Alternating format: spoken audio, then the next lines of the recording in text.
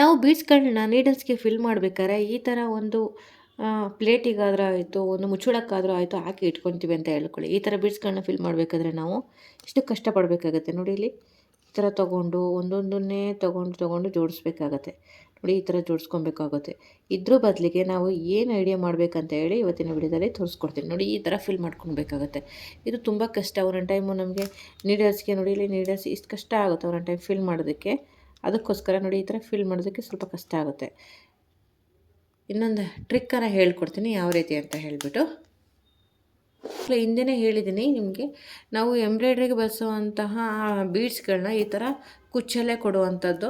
ಆವಾಗ ನೀವೇನು ಮಾಡಿ ಅಂತ ಅಂದರೆ, ನೀವು ಕುಚ್ಚಲ್ಲಿ ತೊಗೊಂಡಿರ್ತೀರಲ್ವ, ಈ ಥರ ಒಂದು ಕಟ್ ಮಾಡಿಕೊಂಡು ಈ ದಾರನ ಹಾಗೆ ಇಟ್ಕೊಳ್ಳಿ. ಆ ದಾರನ ಅಂದರೆ ಈ ಥರ ದಾರ ನೀವು ಇಟ್ಕೊಂಡ್ರೆ ನಿಮ್ಗೆ ಎಷ್ಟು ಬೇಕೋ ಅಷ್ಟನ್ನು ನೀವು ಆರಾಮಾಗಿ ಈಸಿಯಾಗಿ ಫಿಲ್ ಮಾಡ್ಕೊಬೋದು ನೋಡಿ. ಇಷ್ಟು ಹಿಡಿಯುತ್ತಲ್ವ ನಿಮಗೆ, ನೋಡಿ ಇಷ್ಟು ಹಿಡಿಯುತ್ತೆ ಅಂದ್ಕೊಳ್ಳಿ. ನೀವು ಆರಾಮಾಗಿ ಈ ಥರ ದಾರನ ತಕ್ಕೊಂಡು ನೀವು ವರ್ಕನ್ನು ಮಾಡ್ಕೊಬೋದು. ಈ ಟಿಪ್ಸು ನಿಮಗೆ ಯೂಸ್ಫುಲ್ ಅನಿಸಿದರೆ ನಮ್ಮ ಪೇಜನ್ನು ಫಾಲೋ ಮಾಡಿ. ಆ್ಯಂಡ್ ಯಾರಿಗೆಲ್ಲ ಆರಿ ಕಲಿಯೋದಕ್ಕೆ ಇಂಟ್ರೆಸ್ಟ್ ಇದೆ ಅಂತ ಹೇಳಿ ಕಮೆಂಟ್ ಮಾಡಿ.